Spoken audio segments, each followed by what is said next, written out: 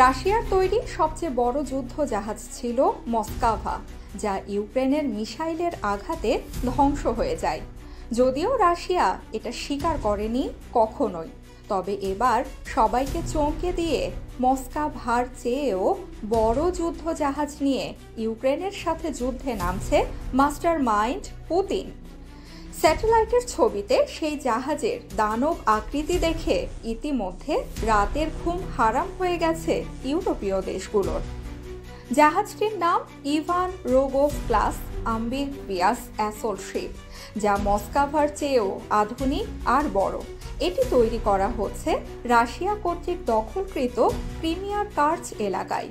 ইউক্রেনের ডিফেন্স এক্সপ্রেসের তথ্য মতে মস্কাভার দৈর্ঘ্য যেখানে ছিল 186 মিটার, সেখানে নতুন দানব আকৃতির এই যুদ্ধ জাহাজের দৈর্ঘ্য 220 মিটার, আর ওজনেও রয়েছে আকাশ পাতাল ফারাক।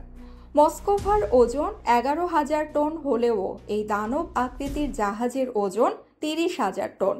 শুধু এসবেই নয়, চমকপ্রদ তথ্য হলো এই যুদ্ধ জাহাজটিতে একসাথে বহন করা যাবে 15টি হেলিকপ্টার, 90 সামরিক যানের সাথে 900 জন সেনা। ভাবা যায়, এ যেন পুরো দোস্তর এক সেনা ঘাঁটি। জানা যায়, বিশাল এই যুদ্ধ জাহাজটির নির্মাণ শুরু হয় 2020 সালে, তবে এতদিন এটির নির্মাণ কাজের গতি ছিল ধীর। বর্তমানে গতি বেড়েছে কাজের। রাশিয়ার প্রেসিডেন্ট ভ্লাদিমির পুতিন এটি নির্মাণ করে যেন ইউরোপীয় দেশগুলোকে এক রকমের হুঁশিয়ারি দিয়ে রাখলেন। যদিও 2027 সালের আগে এটি নির্মাণ কাজ শেষ হওয়া নিয়ে রয়েছে শঙ্কা।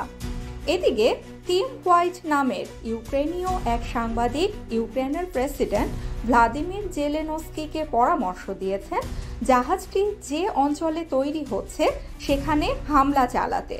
তার মতে, জাহাজটি যেহেতু এখনও নির্মাণাধীন, তাই এখনই কার্চ অঞ্চলে হামলা চালালে এটির নির্মাণ পুরোপুরি শেষ করার আগেই ধ্বংস করে দেয়া সম্ভব হবে। অন্যদিকে এই জাহাজটিকে ইউরোপীয় অনেক প্রভাবশালী নেতারা ইতিমধ্যে ইউরোপের জন্য হুমকি হিসেবেই উল্লেখ করেছেন।